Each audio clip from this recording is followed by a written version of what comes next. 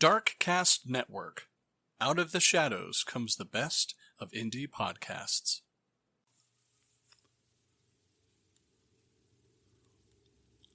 Brian Randall Shaffer was an American medical student at the Ohio State University College of Medicine who had been missing since the early hours of April 1st, 2006, after security cameras recorded him just outside the bar in Columbus. He had gone out with some friends earlier in the evening on March 31st to celebrate the beginning of spring break. Then later, he was separated from them, and they assumed that he had gone home. The security camera outside the entrance to the second-floor bar recording him briefly talking to two women just before 2 a.m., and then walked off screen, without any further evidence of him leaving the area. Columbus police have several theories on what happened to him. Shaffer's disappearance is especially puzzling, since investigators there have no publicly accessible entrance or exit to the bar at that time. Some interest and suspicion has been directed to a friend of Shaffer's who accompanied him that night, but he has also refused to take a polygraph test regarding the incident.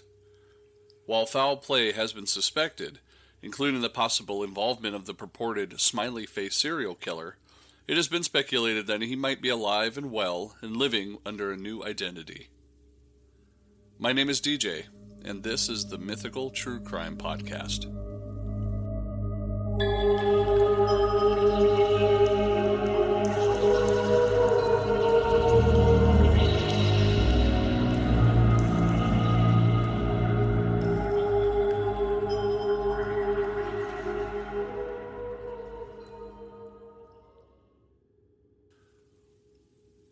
Hello and welcome to tonight's show. Before I jump into the main story, I just wanted to let you know that I have updated my Patreon tiers, so now all subscribers on Patreon get early access to these shows. Normally I upload every Saturday morning, but these could be as early as Wednesday availability. The audio uploaded there is unedited and doesn't have any sponsors or promotions, so if you'd like to hear those in advance of anybody else, please consider subscribing. Alright, now back to the show. Brian Shaffer grew up in Pickerington, Ohio, a suburb outside of Columbus, the elder of Randy and Renee Shaffer's two sons. He graduated from a local high school in 1997 and went on to Ohio State University as undergraduate work. 6 years later, he graduated with a degree in microbiology. Following that, Shaffer began studies at OSU's College of Medicine in 2004.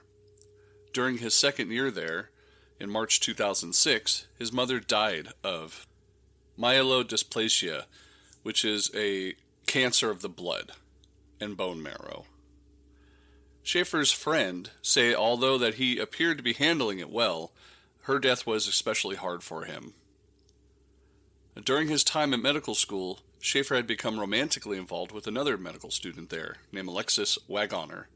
She, along with her his family and friends, believed that Brian would have probably been proposing to her later in 2006, most likely on the trip to Miami the couple had planned to take for spring break. Tropical locations such as Miami attracted Shaffer. He liked the relaxing lifestyles there. He told his friends that despite his decisions to pursue a medical career, his real ambition was to start a band playing music in the vein of Jimmy Buffett. On March 31st, Friday, classes at OSU ended in the spring break following week. Shaffer and his father, Randy, celebrated the occasion by having a steak dinner earlier that evening. Shaffer's father noted that he seemed exhausted from having studied throughout the night earlier in the week, cramming for some critical upcoming exams. He did not think Shaffer had gone out with his friend, William Clint Florence, later that night, as he was planning to do, but he didn't express his reservations to his son. At 9 p.m., Shaffer met Florence at the Ugly Tuna Saloona, a bar in South Campus Gateway Complex on High Street in Columbus. An hour later, Shaffer called Wagoner, who had returned to her home in Toledo to visit her family before she and Shaffer were due to depart for Miami. Shaffer and Florence went bar hopping, visiting several other drinking establishments and working their way down to the Arena District. At each stop, Two had one shot in each hand of liquor, according to Florence. After midnight, Shaffer and Florence met Meredith Reed, a friend of Florence's, in the short north. Reed gave them a ride back to the Ugly Tuna Saloon where they had started the night and joined them for their last round of alcohol. Shaffer, at this time, separated from his companions while the three others were there, and then were last seen on security camera outside the bar just about 2 a.m. Florence and Reed attempted to find Shaffer, repeatedly calling out his name. They left with other patrons at the bar after the bar closed at 2 a.m., waiting outside for Shaffer. When he wasn't among the departing crowd, they assumed that he had returned to his own apartment without letting anybody know. Waggoner and Shaffer's father even tried calling him later that weekend, but he didn't answer. On Monday morning, he was missing his flight to Miami, where he and Waggoner had scheduled long before. He was then reported missing to the Columbus Police Department. Now, police began to search for Shaffer at the Ugly Tuna Saloon, the bar where he had been last seen. Since the area around South Campus Gateway was somewhat blighted by high crime rate, the gated building, which housed the bar and other businesses, had installed several security cameras. They reviewed all the footage that they could obtain, which showed Shaffer, Florence, and Reed going up an escalator to the bar's main entrance at about 1:15 a.m. Shaffer was then seen outside the bar at 1:55, talking briefly to two young women, and then waving goodbye, then moving off camera. The camera did not record him leaving shortly afterwards when the Ugly Tuna Saloon closed. This was the last known time that Shaffer was seen by anyone. Now, it was possible, investigators realized, that Shaffer could have actually changed his clothes inside the bar, or had put on a hat or some other disguise and kept his head down, hiding his face from camera. He might have also left the building another route. There was a place off camera, a service door, not generally used by the public, was a short distance from where Brian was last seen. This exit led to a first-floor hallway, which featured access at that time to a construction area with its own exterior exit. Now, some officers believe this would have been very difficult to walk through, even while sober, much less intoxicated as Shaffer was likely at the time. However, the cameras in that area might have also missed Shaffer. One panned across the area constantly, and the other was operated manually. Officers at that time looked at the footage from other bars in the area to see if cameras could then explain how Shaffer had left the Ugly Tuna Saloon. However, all the footage that they gathered from the cameras at 3 nearby other bars showed no trace of him. Search began to fan out from the Ugly Tuna Saloon with officers, sometimes accompanied by police dogs, looking closely into the street, inspecting dumpsters and other waste containers, asking residents if they had ever seen Shaffer. Flyers bearing his picture showed a tattoo in his upper right arm of his stick figure logo with a cover art from the single Alive by Pearl Jam, one of his favorite bands, and noting a distinctive fleck in one of his irises, were widely posted all around the area. Police even pursued the city of Columbus to let them into the sewer system and even search there. No useful information was uncovered. At Shaffer's apartment on King Avenue, 6 blocks from the bar, his car was still parked outside. Inside, nothing was amiss. After searching miles away from the Ugly Tuna Saloon in every direction, police began considering other possibilities besides an accident or foul play. Since Shaffer's mother had died recently, it was also suspected that he had gone away temporarily to grieve in solitude. Yet his disappearance proved permanent. No evident reasons appeared for him voluntarily disappearing. Those who had seen Shaffer that evening, including his father, were asked to take a lie detector test. He and Reed passed theirs, as did all the other ones. However, Florence refused. 2 women Brian had last been seen talking to were also later identified, and they said in 2009 that they had never asked to take one of themselves.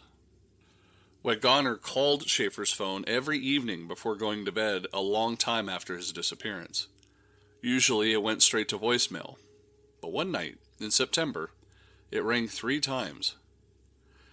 Her quote said, "I kept calling it to hear it purely. because it was one of the best sounds I had ever heard, even if no one picked up. This was obtained from her MySpace page. Singular, at the time, Shaffer's wireless provider, said that Wagoner heard that maybe due to a computer glitch that she was able to hear the ringing. However, a ping from the phone was detected at a cell tower in Hillard, 14 miles northwest of Columbus. Police received many tips, none of which resulted in the breakthroughs of the case. And at the Pearl Jam concert later that year in Cincinnati, lead singer Eddie Vedder took time between songs to ask for tips on Shaffer's disappearance. None were useful. Possible sightings in Michigan, Texas, even Sweden were investigated. Randy Shaffer, who had recently suffered the death of his wife, continued to search for his son on his own. Even so desperate to go to a psychic he consulted told him that Shaffer's body was in a body of water near a bridge pier. He and Derek, Brian's younger brother, along with some other citizens who had been interested in the case, bought waders and spent much of their free time along the shores of the Olentangy River, which flows through Columbus adjacent to OSU campuses, searching in vain for bodies near bridges. The possibility also led police to briefly consider a heavily disputed Smiley Face murder theory. Columbus police eventually rejected any connection to the alleged killer in Shaffer's case, following the lead of the most law enforcement agencies, including the FBI, that had looked into it. To go off on a brief tangent, the Smiley Face murder theory, also known as Smiley Face murders, the Smiley Face killings, or even the Smiley Face gang, was a theory advanced by retired New York detectives Kevin Gannon and Anthony Duarte, as well as Dr. Lee Gilbertson, a criminal justice professor and gang expert at St. Cloud State University. It alleges that 45 men found dead in bodies of water across the southern or several Midwestern American states from the late 1990s to the early 2000s did not accidentally drown, as concluded by law enforcement agencies, but who are, however, victims of one or multiple serial killers. The term Smiley Face became connected with the alleged murders when it was made public to the police that had discovered graffiti depicting a smiley face near the locations of where they think the killers dumped the bodies of at least a dozen cases. Gannon wrote a textbook case study on the subject called Case Studies of Drowning Forensics. The response of law enforcement investigators of other experts had been largely skeptical. Now, other police forces that have investigated the deaths dispute the conclusion that the cases were linked. Now, police departments all around were involved did not currently view the deaths associated with Smiley Face presented at any of the other scenes as serial killer activity. The La Crosse, Wisconsin Police Department, for example, which was in charge of 8 of these investigations, concluded that the deaths were accidental drownings of inebriated men and stated that no smiley face symbols were found in connection of any of these cases. The Center of Homicide Research also published a research brief that attempted to scientifically refute the theory. In March 2009, Lee Gilbertson voiced his support for the theory on an episode of Larry King Live, where he alleged the murders were discussed. Criminal profiler, however, Pat Brown, calls the serial killer theory ludicrous, arguing that evidence does not fit what is known about these serial killers. Brown also believes that the smiley face images found at these cases are likely nothing more than coincidences based upon guesses as to where the body's entering the water, with the smiley face graffiti only found after a wide area search. Quote, "It's not an unusual symbol. If you look in any area 5 square miles, I bet you could find a smiley face," Pat Brown stated to the City Pages newspaper. Gilbertson and Gannon have disputed the idea that the smiley face graffiti was commonplace, saying they examined many areas nationwide and that they were not associated with the suspicious deaths and rarely found smiley face images. Back to the Shaffer story. In September 2008, after a heavy rainstorm, Randy Shaffer was clearing debris in his yard in Baltimore, Ohio home. A branch flew off a nearby tree and unfortunately fatally struck him. Neighbors found his body the following day and called the police. After his obituary ran, A condolence book was posted. One of the signatures in it read, "To Dad, love Brian." This suggested Brian might have left Columbus to start a new life elsewhere. However, upon further investigation, the note was found to have been posted from a computer accessible to the public in Franklin County, which is determined to be a hoax. Now, shortly after Randy Shaffer's death, Neil Rosenberg, attorney for Florence, wrote to Don Corbett, who was a private investigator who had volunteered his time to help the Shaffer family find Brian, regarding his client's ongoing refusal to take lie detector tests. Rosenberg implied that he had learned that the Columbus police investigating the case believed Shaffer was alive. He said, quote, "If Brian is alive, which is what I'm led to believe after speaking to the detectives involved, then it is Brian and not Clint Florence who is causing his family pain and hardship. Brian should come forward and end this." Rosenberg wrote this and maintained that he and his client had nothing to hide. Had already shared everything with what he knew from the beginning, Rosenberg did not see the value in Florence doing so again. Rosenberg's assertions notwithstanding, many of who were close to Brian Shaffer have criticized Florence for not being forthcoming enough.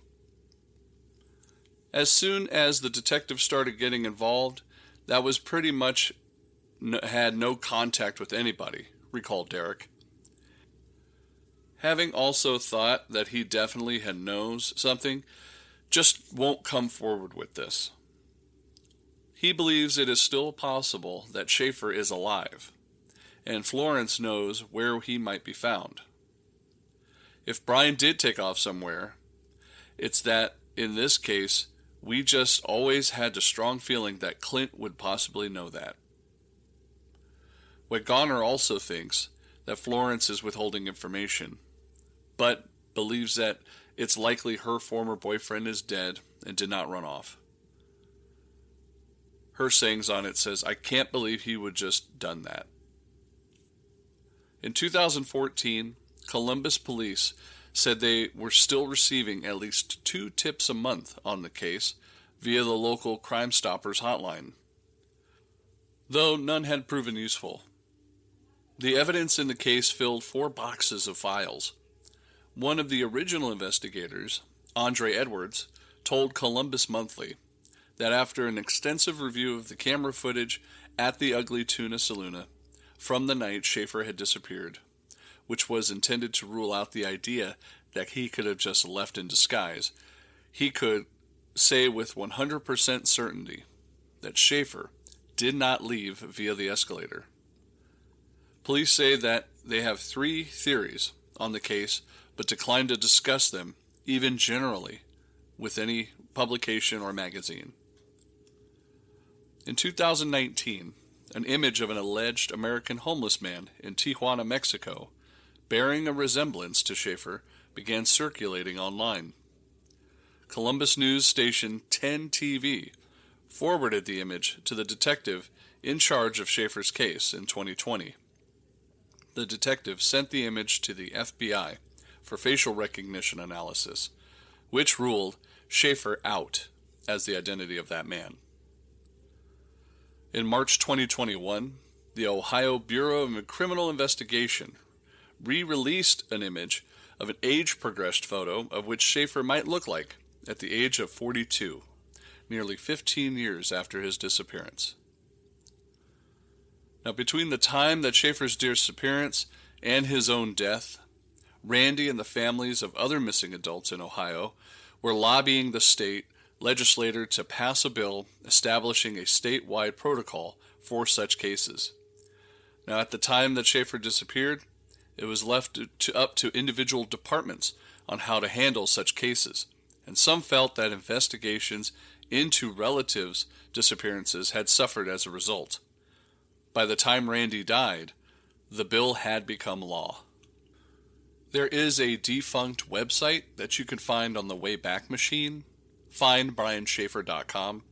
In there, it has information about his what he was wearing, where he was last seen, and they do provide a phone number, which I'll provide now, 1-877-645-TIPS. That's 1-877-645-8477. You can remain anonymous while providing tips. Brian Randall Shaffer was 17 years old at the time of his disappearance. He is 6'2". His weight at the time was 168 to 170. His eyes are hazel. He does have a dot on his iris on his left eye. His hair is brown. He does have a tattoo of a Pearl Jam symbol on his upper right bicep. The last clothes he was wearing was an olive green short-sleeved t-shirt with long-sleeved white shirt underneath and blue jeans. Adidas tennis shoes with a yellow cancer awareness bracelet. If you're interested in some pop culture information about the Smiley Face murders, Gannon and Duarte's investigation into the subject of the 2019 docu-series Smiley Face Killers: The Hunt for Justice aired on the Oxygen television network. Featured 6 episodes focus on cases of young men who had disappeared and whose bodies were found in bodies of water at the time. There was a British detective show, Scott and Bailey, had a series episode based on the deaths and ensuing theory. In 2017, there was a novel, Ill Will by Dan Channon. Features a series of mysterious deaths involving drunk young white men whose bodies were found at the bottom of creeks and rivers. There's an episode of a docu-series, Breaking Homicide, referenced the theory, and a 2020 film, Smiley Face Killers, directed by Tim Hunter and written by Bretton Easton Ellis, is loosely based on the theory. Now, several possible victims. Again, Brian Shaffer was considered a possible victim based on where he might have passed, but that was, again, all speculative from a psychic. Luke Hedler, the Midwest pipe bomber who planted pipe bombs all across the United States, was in the shape of a gigantic smiley face. Brandon Swanson, who disappeared after a student party, and, of course, the Manchester Pusher, similar alleged serial killer in the United Kingdom.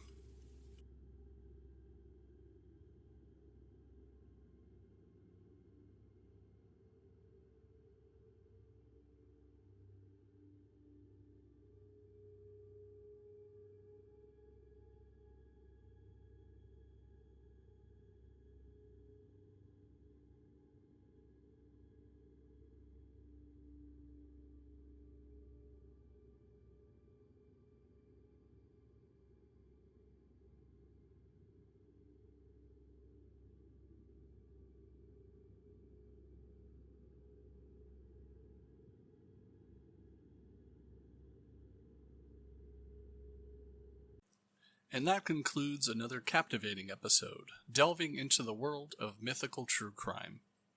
I appreciate you joining me tonight as we listen to the facts from these true crime tales. Stay tuned for our next episode, where we'll uncover even more mysteries. Until then, thank you for listening to tonight's episode. Good night.